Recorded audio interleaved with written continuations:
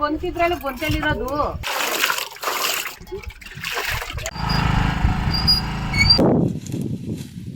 ನಡೆಯಕ್ಕೆ ಐತಿಲ್ಲ.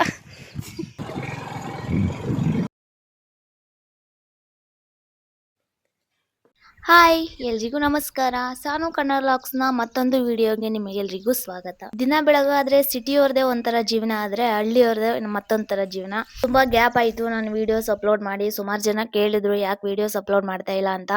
ತುಂಬಾನೇ ಖುಷಿ ಆಯ್ತು, ನನ್ನ ವಿಡಿಯೋಸ್ಗೂ ಕೂಡ ಫ್ಯಾನ್ ಇದ್ದಾರೆ ಅಂತ.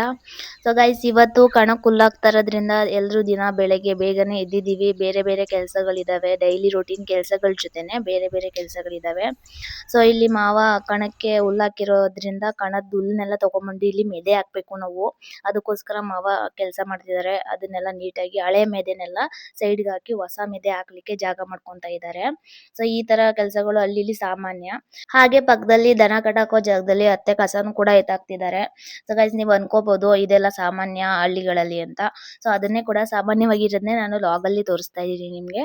ಸೊ ಇವತ್ತು ಕೆಲಸಗಳನ್ನ ಎಲ್ಲ ಬೇಗ ಬೇಗ ಮಾಡಿ ಮುಗಿಸ್ಬೇಕು ಅಂತ ಹೇಳಿ ನಾನು ಕೂಡ ಪಾತ್ರೆಗಳನ್ನೆಲ್ಲ ಈಚೆ ಹಾಕಿ ಪಾತ್ರೆ ತೊಳಿಲಿಕ್ಕೆ ನೀರ್ ಬಿಟ್ಟಿದ್ರು, ನೀರ್ ಕೂಡ ಹಿಡಿಬೇಕು. ಅದರಿಂದ ಪಾತ್ರೆಗಳನ್ನೆಲ್ಲ ಬೇಗ ಬೇಗ ತೊಳೆದ್ಬಿಡೋಣ ಅಂತ ಹೇಳಿ, ಹಾಗೆ ಸ್ವಲ್ಪ ಬಟ್ಟೆ ಇತ್ತು, ಬಟ್ಟೆನೂ ಕೂಡ ಉಣ್ಣೆ ಹಾಕ್ಬಿಟ್ಟು ನಾನು ಕೆಲಸಗಳನ್ನ ಸ್ಟಾರ್ಟ್ ಮಾಡ್ಕೊಂಡೆ ಇವತ್ತು. ಏನಕ್ಕೆ ಅಂತ ಹೇಳಿದ್ರೆ ಅಡಿಗೆ ಕೆಲಸಗಳು ಕೂಡ ಬಾಕಿ ಇದೆ. ಮಾರ್ನಿಂಗ್ ನಾಷ್ಟ, ಮಧ್ಯಾಹ್ನ ಊಟ, ನೈಟ್ ಊಟ, ಇವತ್ತು 3 ತರ ಊಟ ಮಾಡ್ಬೇಕು, ಅಡಿಗೆ ಮಾಡ್ಬೇಕು. ಅದ್ರಿಂದ ಸೊ ಬಟ್ಟೆನೆಲ್ಲ ನೀಟಾಗಿ ಉಣ್ಣೆ ಹಾಕಿ, ನಮ್ ರಾಣಿ ಕೂಡ ಬಂದಿದ್ಲು. ನಮ್ ರಾಣಿಗೆ ಏನೋ ಖುಷಿ ಆಗ್ಬಿಟ್ಟು ಅಲ್ಲೆಲ್ಲ ಬಂದು ಓಡಾಡ್ತಾ ಇದ್ಲು. ಇವಳು ನಮ್ ರಾಣಿ ನಿಮ್ಗೆ ಲಾಸ್ಟ್ ವ್ಲಾಗ್ ಅಲ್ಲೆಲ್ಲ ತೋರಿಸಿದೀನಿ.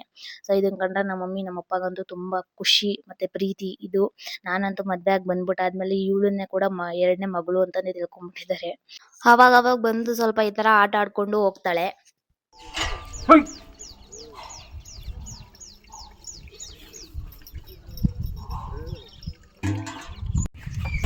ಹಳೆ ಹುಲ್ ಮಾಮೂಲಿ. ಈಗ ಗೊಂತಿದ್ರಲ್ಲಿ ಗೊಂತಲ್ಲಿರೋದು ಕಾಲ್ಗೆ ಹಾಕಬಿಡ್ತವೆ.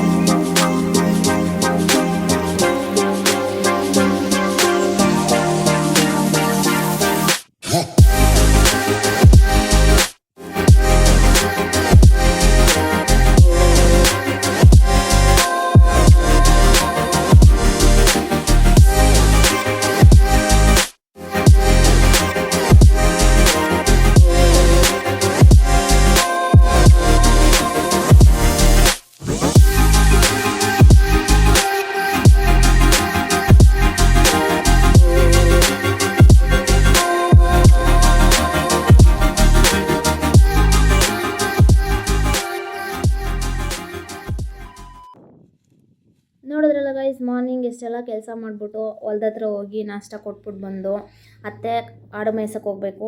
ಸೊ ಅದರಿಂದ ಹುಲ್ಲನ್ನೆಲ್ಲ ಇವತ್ತು ಅತ್ತೆನೇ ನೋಡ್ಕೊಬೇಕು. ದನನೂ ಕೂಡ ಮಾವ ಕಣದ ಹತ್ರ ಹೋಗಿ ಕೆಲಸ ಮಾಡ್ತಿದ್ದಾರೆ. ಸೊ ಅದಕ್ಕೆ ನಮ್ಮ ಅತ್ತೆ ಹುಲ್ಲನ್ನೆಲ್ಲ ಕುಯ್ದು ದನಿಗೆ ಹಾಕ್ಬಿಟ್ಟು ನೆಕ್ಸ್ಟು ಅಡುಗೆ ಕೆಲಸಗಳನ್ನ ಸ್ಟಾರ್ಟ್ ಮಾಡಬೇಕು. ಮಧ್ಯಾಹ್ನ ಅಡುಗೆಗೆ ಮಾಮೂಲಿ ಬಿಸಿ ಬಿಸಿ ಮುದ್ದೆ, ಉಪ್ಸಾರು, ಖಾರ, ಹಾಗೆ ಮೊಟ್ಟೆ ಪಲ್ಯನ ಮಾಡೋಣ ಅಂತ ಡಿಸೈಡ್ ಮಾಡ್ಕೊಂಡಿದ್ವಿ ಮಾರ್ನಿಂಗೇ. ಸೊ ಅದೇ ಥರನ ಎಲ್ಲ ಅಡುಗೆಗಳ್ನೂ ಪ್ರಿಪೇರ್ ಮಾಡಿ ಆಯಿತು. ಅತ್ತೆ ಮಾರ್ನಿಂಗ್ ತೊಗೊಂಡೋಗಿದ್ರು ನಾಷ್ಟ, ಇವಾಗೂ ಮನೆ ಹತ್ರನೇ ಇದ್ದಿದ್ರೆ ಅವರೇ ತೊಗೊಂಡೋಗ್ತಿದ್ರು. ಇವಾಗ ಅವರು ಆಡು ಮೇಯ್ಸೋಕೆ ಹೋಗಬೇಕಾಗಿದ್ದ ಕಾರಣದಿಂದ ನಾನು ತೊಗೊಂಡು ಹೋಗಬೇಕು. ನಾನು ಆ ಥರ ಎಲ್ಲ ಓದ್ಕೊಂಡು ಹೋಗೋಕ್ಕಾಗಲ್ಲ. ಒಬ್ಬಳೇ ನಡ್ಕೊಂಡು ಬಿಸಿಲಲ್ಲಿ, ಅದು ಇನ್ನೂ ಬೇಸಿಗೆಗಾಲನೇ ಸ್ಟಾರ್ಟ್ ಆಗಿಲ್ಲ, ಆಗಲೇ ಎಷ್ಟು ಬಿಸಿಲು ಅಂತ ಹೇಳ್ಬೇಡಿ. ಹೊರಗಡೆ ಕೆಲಸ ಮಾಡೋರಿಗಂತೂ ಸುಡೋ ಬಿಸಿಲಲ್ಲಿ ಅದು ಹೇಗೆ ಮಾಡ್ತಾರೋ. ಒಂದಿನಕ್ಕೆ ನನಗಂತೂ ಸಾಕಾಗೋಯಿತು. ಮಾವನ ಜೊತೆನೇ ಗಾಡಿನಲ್ಲಿ ನಾನು ಕೂಡ ಊಟ ತೊಗೊಂಡು ಹೊಲ್ದ ಹತ್ರ ಹೋದೆ. ಹೋಗೋಷ್ಟರಲ್ಲಿ ಟ್ಯಾಕ್ಟ್ರು ಬಂದು ಹುಲ್ಲನ್ನೆಲ್ಲ ಹೊಡೆದ್ಬಿಟ್ಟು ಹೊರಟೋಗಿತ್ತು. ಟ್ಯಾಕ್ಟ್ರನ್ನ ವೀಡಿಯೋ ಮಾಡ್ಕೋಬೇಕು ಅಂತ ಅಂದ್ಕೊಂಡಿದ್ದೆ. ಸೊ ಟ್ಯಾಕ್ಟ್ರು ಬಂದು ಕೆಲಸ ಮಾಡ್ತಾಯಿದ್ದ ಟೈಮಲ್ಲಿ ನಾನು ಮನೇಲಿ ಅಡುಗೆ ಮಾಡ್ತಾಯಿದ್ದರಿಂದ ಟ್ಯಾಕ್ಟ್ರನ್ನ ವೀಡಿಯೋ ಮಾಡೋಕ್ಕಾಗಿಲ್ಲ. ಪರವಾಗಿಲ್ಲ. ಸೊ ನೋಡಿ, ಬೆಳಿಗ್ಗೆ ಎಲ್ಲ ಹುಲ್ಲು ಹಾಕಿದ್ರು. ಇವಾಗ ಬಿಸಿಲು, ನಾವು ಕೂತ್ಕೊಂಡು ಸಾಯಂಕಾಲ ತಂಪೋದಾದಮೇಲೆ ಮಾಡಬೇಕು ಆ ಥರ ಎಲ್ಲ. ಇದು ಬಿಸಿಲಲ್ಲೇ ಅದು ರಾಗಿ ಕಾಳುಗಳು ಬಿಡೋದು. ಸೊ ಅದರಿಂದ ಬಿಸಿಲಲ್ಲೇ ಎಷ್ಟಾದ್ರೂ ಕೆಲಸ ಮಾಡಲೇಬೇಕು. ಬೇಸಿಗೆಗಾಲ ಅದು ಸಂಕ್ರಾಂತಿ ಟೈಮು, ಇನ್ನೇನು ಬೇಸಿಗೆ ಸ್ಟಾರ್ಟ್ ಆಗಿಬಿಡ್ತೈತೆ ಅನ್ನೋ ಟೈಮಲ್ಲಿ ಎಲ್ಲ ಕಡೆಯೂ ಇದೇ ಥರ ಕೆಲಸ ಮಾಡೋದು. ಅದರಲ್ಲೂ ಹಳ್ಳಿ ರಾಗಿ ಯಾರ್ಯಾರು ಬೆಳೆದಿರ್ತಾರೆ, ಕಣ ಯಾರ್ಯಾರು ಮಾಡ್ಕೊಂಡಿರ್ತಾರೆ ಅವರು. ಇನ್ನು ಕೆಲವರು ಸಿಂಪಲ್ ಈಸಿ ಮೆಥಡ್ ಅಂತಂದರೆ ರೋಡ್ಗೆ ಹಾಕೊಂಡ್ಬಿಡ್ತಾರೆ. ರೋಡ್ಗೆ ಹಾಕಿದ್ರೆ ಅಷ್ಟು ರಾಗಿ ಸಿಗೋಲ್ಲ ನಿಮಗೆ. ಕಣಕ್ಕೆ ಹಾಕ್ಕೊಂಡ್ರೆ ನೋಡಿ ನಿಮಗೆ ಸಾಧ್ಯ 95% ಅಷ್ಟು ಸಿಕ್ಬಿಡುತ್ತೆ. ಇನ್ನು 5% ಅಂತಂದರೆ ಏನೂ ಸಮಸ್ಯೆ ಇಲ್ಲ. ಬಟ್ ನೀವು ರೋಡ್ಗೆ ಹಾಕ್ತೀವಿ ಅಂದರೆ 75% ಸಿಗೋ ಡೌಟು. ಅದರಿಂದ ಈ ಥರ ಕಣದಲ್ಲಿ ಮಾಡಿಕೊಂಡ್ರೆ ಬೆಸ್ಟು. ತುಂಬ ಕಷ್ಟ ಇದೆ ಜೀವನ. ಬಟ್ ಕಷ್ಟದ ಹಿಂದೆನೇ ಹೊಟ್ಟೆ ತುಂಬ ಊಟ ಸಿಗಬೇಕಲ್ವ, ಆರೋಗ್ಯಕರ ಫುಡ್ ಸಿಗಬೇಕು ಅಂತಂದರೆ ನಾವು ಕೆಲಸ ಮಾಡಲೇಬೇಕು. ಊಟನೆಲ್ಲ ಕೊಟ್ಬಿಟ್ಟು ಮನೆ ಕಡೆ ಹೊರಟೆ ಗಾಯ್ಸ್. ಸಾಯಂಕಾಲ ಮತ್ತೆ 4 ಗಂಟೆಗೆ ಟೀ ಮಾಡ್ಕೊಂಬರ್ಬೇಕು ಅಂತ ಹೇಳಿದ್ರು ನಮ್ಮ ಮಾವ. ಅದರಿಂದ ಮನೆಗೆ ನಮ್ಮ ಮಾವ ಡ್ರಾಪ್ ಮಾಡ್ತಾರೆ ಅಂತ ಅಂದ್ಕೊಂಡೆ. ಅವರು ಅಲ್ಲೇ ಕೆಲಸನ ಅವ್ರ ಜೊತೆನೇ ಸ್ಟಾರ್ಟ್ ಮಾಡಬೇಕು. ಅದರಿಂದ ಅವ್ರನ್ನಲ್ಲೇ ಬಿಟ್ಟು ನಾನು ಮಾವನ ಗಾಡಿ ನಿಂತ್ಕೊಂಡು ಬಂದೆ.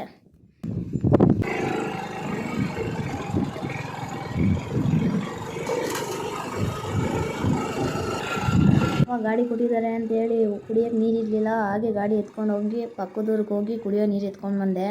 ನಮ್ಮೂರಲ್ಲಿ ಕುಡಿಯೋ ನೀರಿನ ವ್ಯವಸ್ಥೆ ಇಲ್ಲ. ಹಾಗೆ ಹಾಲುಂಡೆ ಡೈಲಿ ಕೂಡ ಇಲ್ಲ. ಪಕ್ಕದೂರಿಗೆ ಹೋಗಿ ಹಾಲು ಹಾಕಬೇಕು. ಹಾಗೆ ಹೈಮಾಸ್ಕ್ ಲೈಟ್ ಕೂಡ ಇಲ್ಲ. ಒಂಥರ ಕುಗ್ರಾಮ ಆಗೋಗ್ಬಿಟ್ಟಿದೆ. ಬಸ್ ಸ್ಟ್ಯಾಂಡು, ತಂಗುದಾಣ ಇಲ್ಲ. ಈ ಥರ ಕೆಲವು ಸಣ್ಣ ಪುಟ್ಟ ಸೌಕರ್ಯಗಳು ಕೂಡ ಇಲ್ಲ. ಯಾರು ಕೂಡ ತಲೆ ಕೆಡಿಸ್ಕೊತಾ ಇಲ್ಲ. ಹೇಗೋ ನಡೀತಾ ಇದೆ ಜೀವನ, ನಡೀತಾ ಇರಲಿ. ಮುಂದೆ ಇವೆಲ್ಲ ಆಗಬಹುದು ಅಂತ ಅಂದ್ಕೊಂಡಿದ್ದೀನಿ. ಗಾಡಿ ಓಡಿಸ್ಕೊಂಡು ಹೆಂಗಮ್ಮ ತಗೋಬೇಕಾಯ್ತದೆ? ರೊಟ್ಟಿ ಆದ್ರೆ ಪೇಪರ್ ಮುದ್ರು ಕೊಡ್ತೀಯಾ? ಇವನೇ ಎಲ್ಲ ತಲೆ ಓಡ್ಸೋಕ್ಕಾಗಲ್ವಾ? ಯಾವ ಇವೆಲ್ಲ?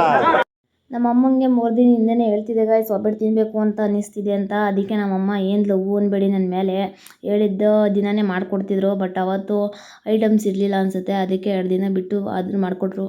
I love you mummy. ಚೆನ್ನಾಗಿತ್ತು ಒಬ್ಬಟ್ಟು ಮತ್ತು ಕಾಯಿ ಹಾಲು. ಇದನ್ನು ತಿಂದು ಮುಗಿಸೋ ಅಷ್ಟರಲ್ಲಿ ಅಮ್ಮ ಮತ್ತೆ ಬಂದರು, ತಲೆಗೆ ಸ್ವಲ್ಪ ಡೈ ಹಾಕ್ಕೊಡು ಅಂತ. ಅವರು ಮೆಹಂದಿ ತಂಪಾಗುತ್ತೆ ಅಂತ ಹೇಳ್ಬಿಟ್ಟು ಮೆಹಂದಿನ ಕಲ್ಸ್ಕೊಂಡು ತಗೊಂಡು ಬಂದಿದ್ದರು. ನೀಟಾಗಿ ತಲೆಗೆಲ್ಲ ಹಚ್ಚಿ ಮತ್ತೆ ಸಾಯಂಕಾಲ ಟೀ ತೊಗೊಂಡೋಗಿ ಹೊಲ್ದ ಹತ್ರ ಕೊಟ್ಬಿಟ್ಟು ಬಂದೆ. ಇದಿಷ್ಟು ಮಾಡಿ ಮುಗಿಸೋ ಅಷ್ಟರಲ್ಲಿ ಸಾಯಂಕಾಲನೇ ಆಗಿತ್ತು ಗೈಸ್. ಮತ್ತೆ ಸಾಯಂಕಾಲ ಅಡುಗೆ ತರಕಾರಿ ಎಲ್ಲ ಇದ್ವು. ಸೊ ಸಮಸ್ಯೆ ಇಲ್ಲ. ತರಕಾರಿ, ಬೇಳೆ ಸಾಂಬಾರು ಮಾಡಿ, ಹಾಗೆ ಮುದ್ದೆ, ಸ್ವಲ್ಪ ಅನ್ನ, ಇದ್ರ ಜೊತೆಗೆ ಬೋಂಡ ಮಾಡೋಕ್ಕೆ ಹೇಳಿದರು ನಮ್ಮ ಮನೆಯವರು. ಅವರಿಗೋಸ್ಕರ ಬೋಂಡ ಮಾಡಿ ಬೆಳಿಗ್ಗೆ ಅಕ್ಕಿ ಉಣಿಯಾಕೆ ಇಟ್ಟಿದ್ದೆ. ಸೊ ಅದನ್ನು ಈ ಅಡುಗೆ ಮಧ್ಯೆನೇ ಸ್ವಲ್ಪ ಗ್ಯಾಪ್ ಮಾಡಿಕೊಂಡು ಟೈಮ್ ಮಾಡಿಕೊಂಡು ಅದನ್ನು ಎಲ್ಲ ನೀಟಾಗಿ ರುಬ್ಬಿಟ್ಟು ಇವತ್ತಿನ ಕೆಲಸನ ಮುಗಿಸ್ದೆ ಸಾಧ್ಯ ಆದಷ್ಟು. ಸೊ ಮಾರ್ನಿಂಗಿಂದ ಫುಲ್ ಟಯರ್ಡ್ ಆಗಿತ್ತು. ಎಲ್ಲ ಕೆಲಸನೂ ಎಕ್ಸ್ಟ್ರಾ ಕೆಲಸಗಳನ್ನು ಮತ್ತೆ ಹೊಲ್ದ ಹತ್ರ ಎಲ್ಲ ಓಡಾಡಿ ಆಯಾಸ ಆಗಿತ್ತು. ಸೊ ಎಷ್ಟೊತ್ತಿಗೆ ಉಂಡ್ಬಿಟ್ಟು ಮನಿಕೊಂಡ್ರೆ ಸಾಕು ಅನ್ನೋ ಥರ ಅನ್ನಿಸ್ತಾ ಇತ್ತು ಫೀಲು. ಸೊ ಆದರೂ ಬೇಗ ಎಲ್ಲ ಕೆಲಸನ ಮಾಡಿ ಮುಗಿಸ್ದೆ.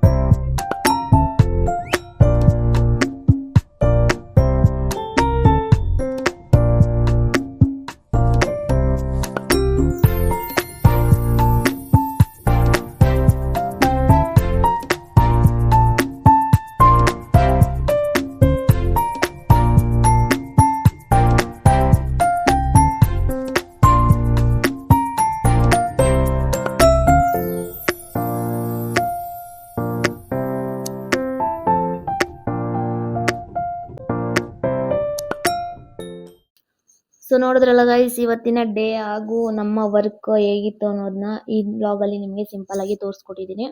ಸೊ ನೈಟು ಬಿಸಿ ಬಿಸಿ ಬೇಳೆ, ತರಕಾರಿ ಸಾಂಬಾರು, ಹಾಗೆ ಮುದ್ದೆ, ಸ್ವಲ್ಪ ಸೈಡ್ಗೆ ನುಗ್ಗೆ ಸೊಪ್ಪಿನ ಬೋಂಡ. ಸೂಪರ್ ಆಗಿತ್ತು, ತಿಂದ್ಬಿಟ್ಟು ಮಲ್ಕೊಂಡ್ವಿ. ಸೊ ಇವತ್ತಿನ ವ್ಲಾಗ್ ಇದಿಷ್ಟು. ಇವತ್ತಿನ ವ್ಲಾಗ್ ಆಗಿತ್ತು. ಇವತ್ತಿನ ವ್ಲಾಗ್ ನಿಮಗೆಲ್ಲ ಇಷ್ಟ ಆಗಿದೆ ಅಂತ ತಿಳ್ಕೊತೀನಿ. ಇಷ್ಟ ಆಗಿದ್ರೆ ಖಂಡಿತವಾಗಿಯೂ ನನಗೆ ಲೈಕ್ ಮಾಡಿ, ಹಾಗೆ ಹೊಸದಾಗಿ ನೋಡ್ತಾ ಇರೋರು ಸಬ್ಸ್ಕ್ರೈಬ್ ಮಾಡ್ಕೊಳ್ಳಿ ಗೈಸ್. ನೆಕ್ಸ್ಟ್ ವಿಡಿಯೋದಲ್ಲಿ ಸಿಗ್ತೀನಿ. Bye bye guys.